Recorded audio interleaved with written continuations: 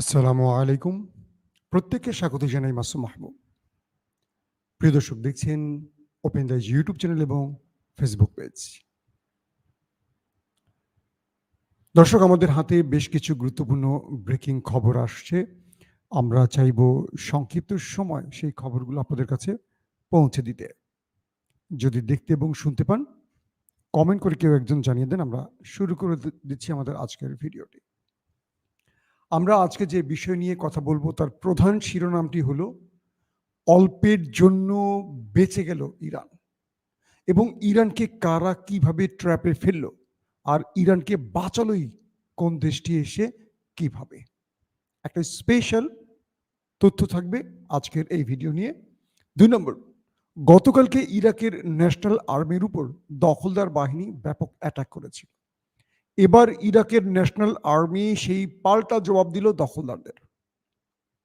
আরও থাকছে গাজা এবং হিজবুল্লাহ লেবানন থেকে দুটো ফ্রন্ট থেকে ব্যাপক অ্যাটাক চলছে দখলদার দেশটির ভেতরে। এবং আরও থাকবে রাফা স্ট্রাইক নিয়ে।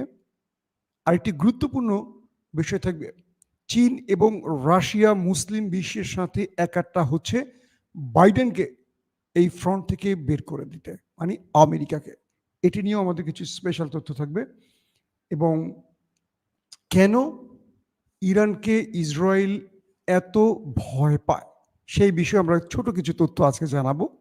এবং সবশেষ আমরা জানাবো ইসরায়েলকে নিয়ে আমেরিকার পরিকল্পনা কি। বিষয়গুলোর যে শিরোনাম আপনাদেরকে দেখিয়েছি, মনে হবে যে অনেক দীর্ঘ আলোচনা। এটা নিয়ে আমি পরবর্তী অনেক ডিটেলস আলোচনা করব, তবে আজকে সংক্ষিপ্ত কিছু বিষয় আপনাদের জানাবার জন্য আমি বলতে চাই। প্রথমে আমরা আসছি যে খবরটি দিয়ে, দখলদার দেশটিকে নিয়ে আমেরিকার একটা লম্বা পরিকল্পনা। যদি বলি, এটি প্রায় ৭৫ বছরের পরিকল্পনা, 75। তো এই ৭৫ বছরের পরিকল্পনা হঠাৎ করে ইরান এসে পানি ঢেলে দিল। খুব মনোযোগ দিয়ে শুনবেন এই অংশটা। মধ্যপ্রাচ্যে ইরান ছাড়া, আমরা যদি বলি মিডল ইস্টে, ইরান ছাড়া এই মুহূর্তে দখলদারদের চোখে চোখ রেখে কেউ কথা বলতে পারছে না। আবার মিডল ইস্টে ইসরায়েল ছাড়া কোনো দেশের কাছে নিউক্লিয়ার বোমা রয়েছে? নেই। ইসরায়েল এবং আমেরিকা কখনো চায় না মিডল ইস্ট কন্ট্রোল ইসরায়েল ছাড়া অন্য কেউ করুক। আমি সবসময় আপনাদের যে কথাগুলো বলি, ইসরায়েল হলো মিডল ইস্টে আমেরিকার একটি সেনা ক্যাম্প, সেনা ঘাঁটি, অথবা ধরে নিতে পারেন ক্যান্টনমেন্ট। মধ্যপ্রাচ্যকে সবসময় আমেরিকা ইসরায়েলের মাধ্যমে কন্ট্রোল করবে। এবং যদি খেয়াল করবেন, যদি ইসরায়েল ছাড়া মধ্যপ্রাচ্যে অন্য কেউ নিউক্লিয়ার মানে পারমাণবিক বোমার মালিক হয়ে যায়, শক্তিধর হয়ে যায়, সেক্ষেত্রে ইসরায়েল দুর্বল হয়ে যাবে। ইসরায়েল এককভাবে তার আধিপত্য বজায় রাখতে পারবে না। তাই ইসরায়েলও কখনো চায় না মিডল ইস্টে অন্য কেউ পারমাণবিক অস্ত্রের মালিক হোক। দেখেন, বাকি মুসলিম দেশগুলো যাদের কথা বলেছি, সিরিয়া, ইরাক, এগুলো তো দখলদাররা ধ্বংস করে দিয়েছে, তাদের পারমাণবিক প্রকল্পগুলো ধ্বংস করে দিয়েছে। এখন যদি মিডল ইস্টে কোনোভাবে ইরান পারমাণবিক অস্ত্রের মালিক হয়ে যায়, সেক্ষেত্রে মিডল ইস্টের নতুন মোড়ল হবে ইরান, আর ইসরায়েল দুর্বল হয়ে যাবে। এখন খেয়াল করেন, এই যে দখলদার দেশটি ফিলিস্তিনে ৫০,০০০-এর অধিক মানুষকে মারল প্রতিদিন, পাখির মতো গুলি করে, বোম্বিং করে মানুষগুলোকে মারছে। মধ্যপ্রাচ্যের বা আরব রাষ্ট্রের একটি দেশ মাথা উঁচু করে দাঁড়িয়ে বলছে থামো? বলছে না। তারা কূটনৈতিক ভাষায় কথা বলেছে, এখন ঘুমিয়ে পড়েছে। শুরুতে তারা কূটনৈতিক ভাষায় কথা বলেছে। ওআইসিকে খুঁজে পাচ্ছেন? ওআইসি এখন কোমায় আছে, কোমায়। তো এই ৫৭টি মুসলিম দেশ এক প্রকার হিজড়ার রূপ নিয়েছে, মানে এরা সবাই হিজড়া হয়ে গেছে, এদের নান্টুমন্টু নেই। তো ওআইসি নামক এই সংস্থার কোনো বেল নেই, তাই Imran Khan, Mahathir Mohamad, Erdogan চেয়েছিলেন নতুন আদলে আরেকটি ব্লক তৈরি করতে, আরেকটি সংস্থা তৈরি করতে। কিন্তু মোহাম্মদ বিন সালমান এই কাজটি হতে দেয়নি। তিনি ইমরান খানকে বড় রকম চাপে ফেলে ইমরানকে সেই ব্লক থেকে বের করে নিয়ে এসছে। কারণ সৌদি আরবের অর্থায়নে মোটামুটি পাকিস্তান রাষ্ট্রটি চলে। ইমরান খানের শক্তি হয়নি সৌদির কাছ থেকে বেরিয়ে আসার। তবে ইমরান খান প্রক্রিয়া অব্যাহত রেখেছিল, আগে নিজের দেশকে একটু স্বয়ংসম্পূর্ণ করে পরবর্তী তিনি আবারও সেখানে যোগ দেবেন। তো এই বিষয়গুলো নিয়ে আমরা জানি যে ইমরান খানের সাথে সৌদি আরবের অনেক দূরত্ব তৈরি হয়েছিল। তো আজকে ইরান বারবারই চেষ্টা করছে তারা পারমাণবিক অস্ত্রের মালিক হবে। আর ইরান যদি পারমাণবিক অস্ত্রের মালিক হয়ে যায়, সেক্ষেত্রে মধ্যপ্রাচ্যে ইসরায়েলের ক্ষমতা ভাগ হয়ে যাবে। একটা খেয়াল করবেন যে পৃথিবীর যাদের হাতে পারমাণবিক অস্ত্র আছে সেই দেশগুলো কখনো একে অপরের সাথে লাগে না। লাগলে ওই দেশ দুটো অথবা পৃথিবী শেষ হয়ে যাবে। পাকিস্তানের চেয়ে আয়তনে, সেনাবাহিনী, সামরিক প্রযুক্তিতে অনেক এগিয়ে কে ভারত। কিন্তু ভারত কখনো পাকিস্তানে মানে বর্ডার ছাড়া, সীমান্ত ছাড়া বড় কোনো ফ্রন্টে অ্যাটাকে যায় না। কেন যায় না? দুটো দেশের হাতেই পারমাণবিক অস্ত্র রয়েছে। আজকে যদি পাকিস্তানের পারমাণবিক অস্ত্র না থাকতো, ভারত গিলে খেয়ে ফেলতো বাংলাদেশের মতো পাকিস্তানকে। সহজ বাক্যে বলে দিলাম। তো এই মিডল ইস্টে ইসরায়েল ইরানকে কখনোই পারমাণবিক শক্তিধর হতে দেবে না। যদি ইরান সেই চ্যালেঞ্জ মোকাবেলা করে হয়ে যায়, মনে করবেন মধ্যপ্রাচ্যে ইসরায়েলকে আর একটা পিঁপড়াও ভয় পাবে না। তখন মোড়ল হবে ইরান। ইরানের ইশারায় মধ্যপ্রাচ্য চলবে। এটি আমেরিকাও চায় না, এটি ইসরায়েলও চায় না। সহজে কথাটুকু বোঝালাম আপনাদের। অন্যান্য সময় আরও বিস্তর তথ্য উপাত্ত দিয়ে আমি কথা বলতে চাই। আমাদের হাতে যেহেতু ডেইলি ইভেন্ট অনেকগুলো রয়েছে, সেই দিকে যাব। তো অর্থাৎ আমি এক কথায় বুঝিয়ে দিলাম যে যখন এই দখলদার দেশটির মধ্যে ইরান অ্যাটাক করে বসলো, 3 থেকে 350 মিসাইল মারলো, তখন মধ্যপ্রাচ্যে ইরান হয়ে গেল বস, ইসরায়েল হয়ে গেল দুর্বল। এবং আমেরিকা ও ইসরায়েলের যে 75 বছরের স্বপ্ন, সেটি ভেস্তে গেল। এটি এখন রাজনৈতিক বিশ্লেষকরা সরাসরি বলছেন। কেন বলছেন সেই দিকটাও যাব। দর্শক, ইরানে যে আক্রমণ হলো, কোন দেশটি ইসরায়েলকে এয়ারবেস ব্যবহারের অনুমতি দিল?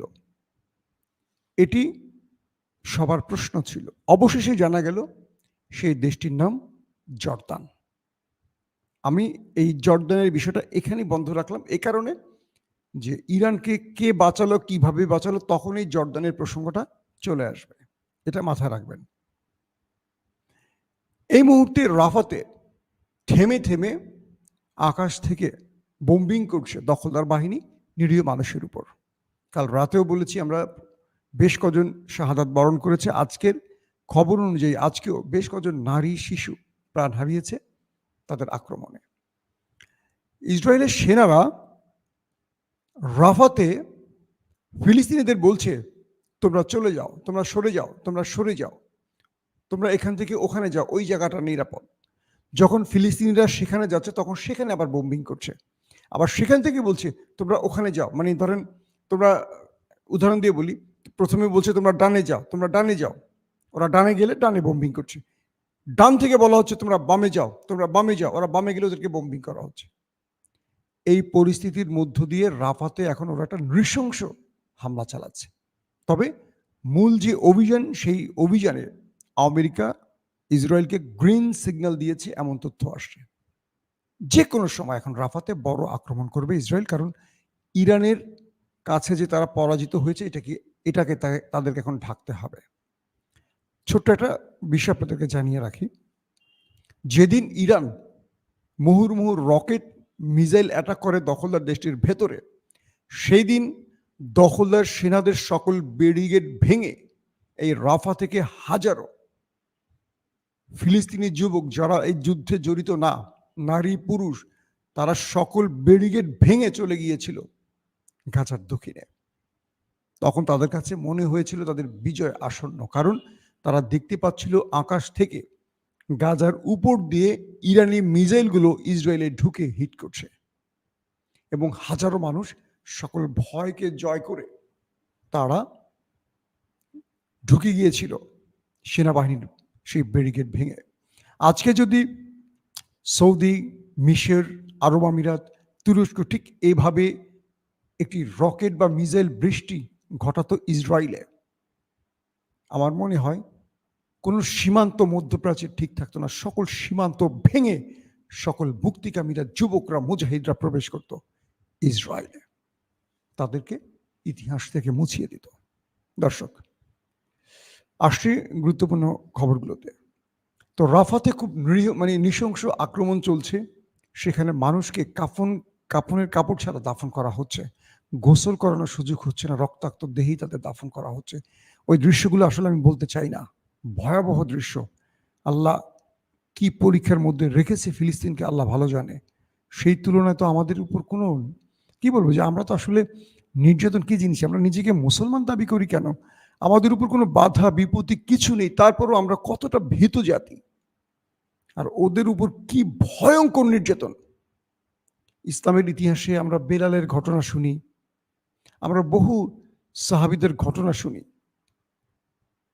আমি যদি বলি যে ফিলিস্তিনে সেই সাহাবীদের মতোই নতুন ইতিহাস সৃষ্টি হচ্ছে, ভুল হবে না। একটা কালেমার পতাকার জন্য, মসজিদুল আকসার জন্য, পূর্ণভূমির জন্য কি ত্যাগটা, কি শোষণটা, কি নির্যাতনটা ভোগ করছে ফিলিস্তিনিরা, পৃথিবীর ইতিহাসে কোনো মানুষ নিজ চোখে না দেখলে বিশ্বাস করতে পারবে না। দর্শক, গাজা থেকে অ্যাটাক চলছে এবং হিজবুল্লাহর পয়েন্ট থেকেও ব্যাপক অ্যাটাক চলছে দখলদার দেশটির উপর। গাজা এই মুহূর্তে দখলদারদের একটি ইউনিট বা একটি বেজ রয়েছে, বাকিগুলো প্রতিরোধ যোদ্ধাদের মারের চোটে পালিয়ে গেছে। এখন হামাস, আল কুদস, আল আকসা, আদার্স যে ব্রিগেডগুলো রয়েছে, তাদের প্রধান টার্গেট হলো যে কোনোভাবে এই একটি ব্রিগেডকে এখন গাজার ভেতর থেকে বিদায় করবে। তাই বিভিন্ন ফ্রন্টে সেই ব্রিগেডের উপর মুক্তিকামীরা এখন অ্যাটাক করছে, যেখানেই তাদের পাচ্ছে। কয়েকটা খবরে দেখলাম একদম মুখোমুখি সংঘর্ষে, দুপক্ষ আগ্নেয়াস্ত্র নিয়ে মুখোমুখি সংঘর্ষে জড়িয়ে পড়েছে এবং কোনোভাবে দখলদারদের গাজার ভেতরে আর সহ্য করছে না।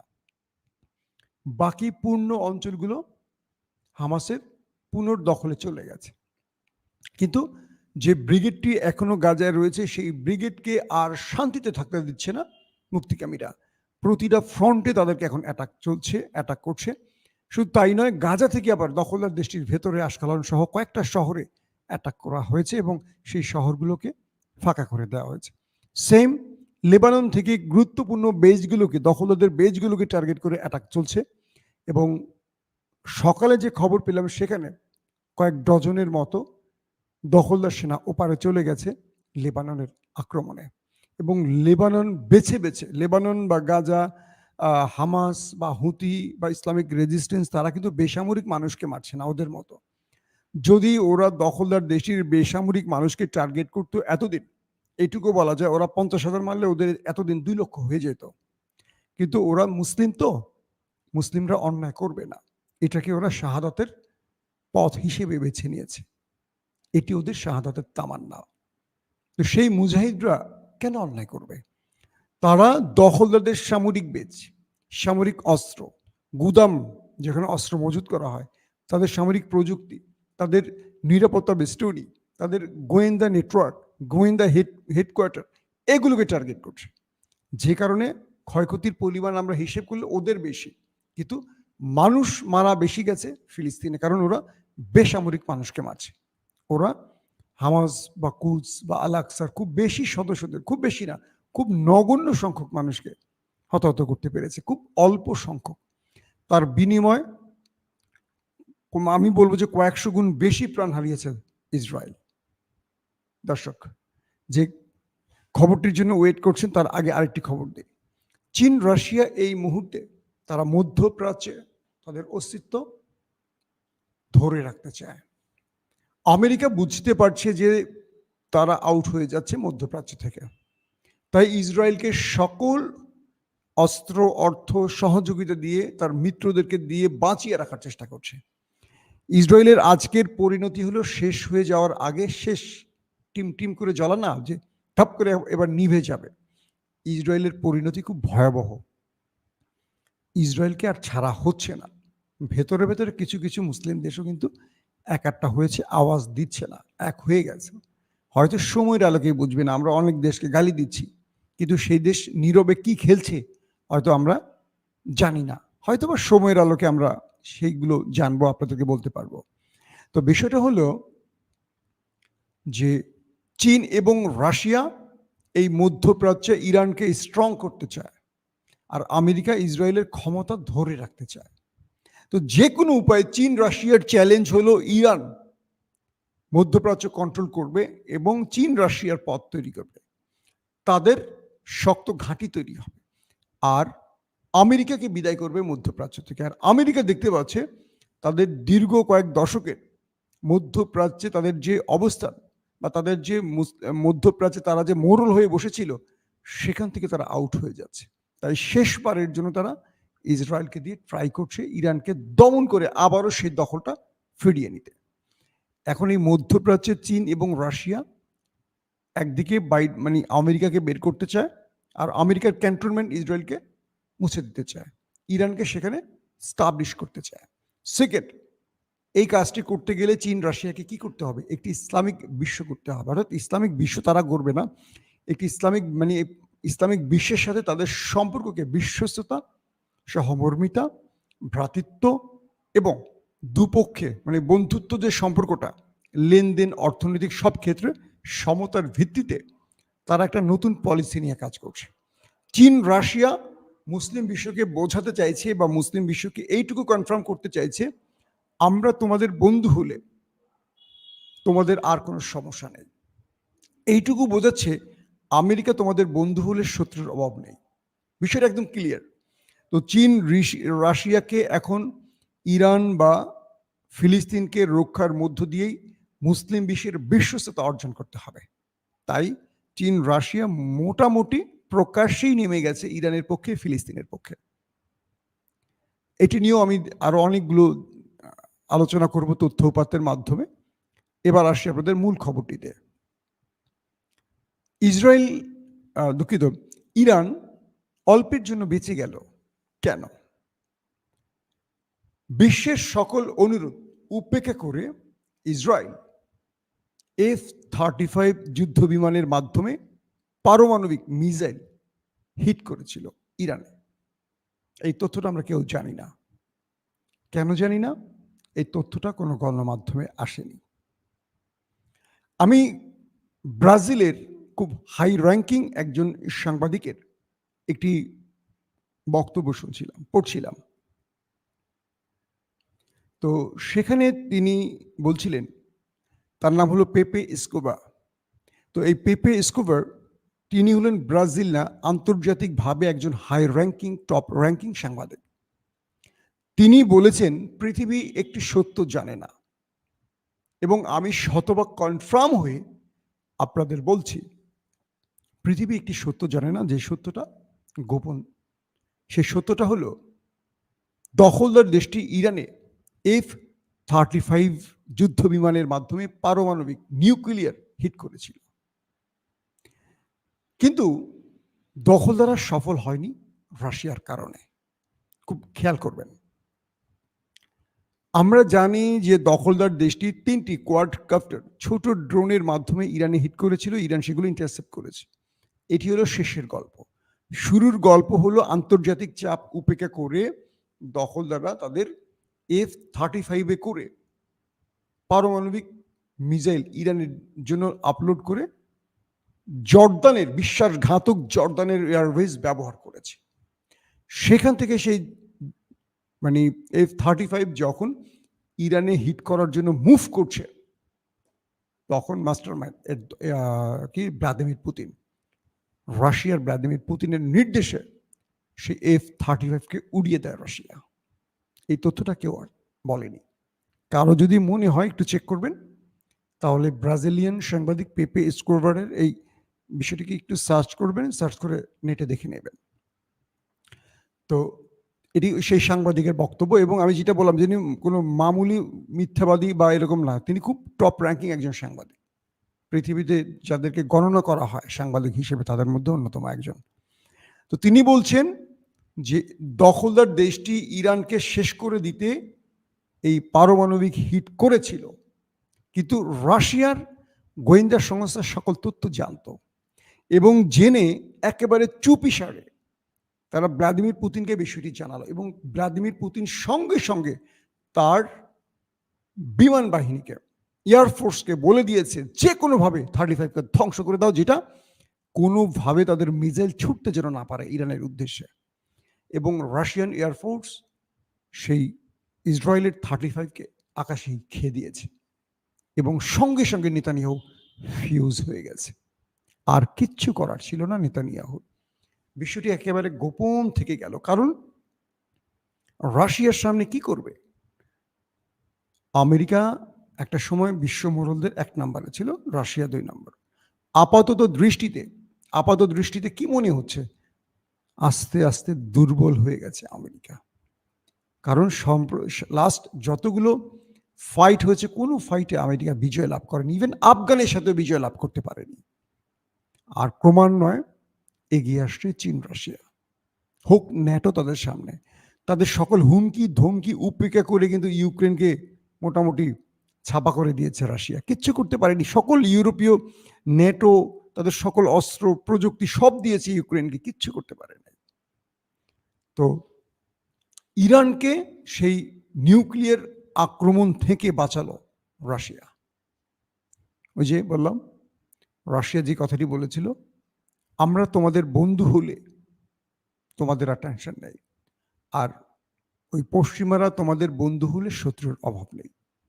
রাশিয়া যে বিশাল বিপদ থেকে ইরানকে বাঁচালো, এই তথ্যটা আমি জানি না আগামী 2-1 দিনের মধ্যে ওনারা বলে কি না, তবে আমার বিশ্বাস বাংলাদেশ হয়তো প্রথম আমি বলেছিলাম। এবং এই আক্রমণের ফলে ইরানের সকল প্রযুক্তি ধ্বংস হয়ে যেত, কত লক্ষ মানুষ মারা যেত আল্লাহ ভালো জানে, কিন্তু তাদের নিউক্লিয়ার প্রজেক্ট শেষ হয়ে যেত। শুধু শেষ হতো না, সেই নিউক্লিয়ার প্রজেক্টের রেডিয়েশন পুরো ইরানকে খেয়ে ফেলতো, তাদের আধুনিক ডিভাইস ধ্বংস হয়ে যেত, তাদের সকল সিস্টেম ভেঙে পড়তো, রাডার সিস্টেম অকেজো হয়ে যেত, আকাশ প্রতিরক্ষা সিস্টেম অকেজো হয়ে যেত। ইরান ধরে নেন 100 বছরের জন্য আবার পিছিয়ে চলে যেত। কত বড় বিপদ থেকে, এটা আমার কথা না, পেপে এসকোবারের কথা, কত বড় বিপদ থেকে ইরানকে বাঁচালো। একটা কথা বলেছিল না গতকালকে রজব তৈয়ব এরদোয়ান, যে ইসরায়েলও মিথ্যা বলছে, ইরানও মিথ্যে বলছে। আসলে তারা কেউ সত্যটা বলছে না, কারণ এই সত্যটা তুরস্ক বা এরদোয়ান জানেন। এই সত্যটা ছিল এটি। প্রত্যেকে ভালো থাকবেন। আল্লাহ হাফেজ।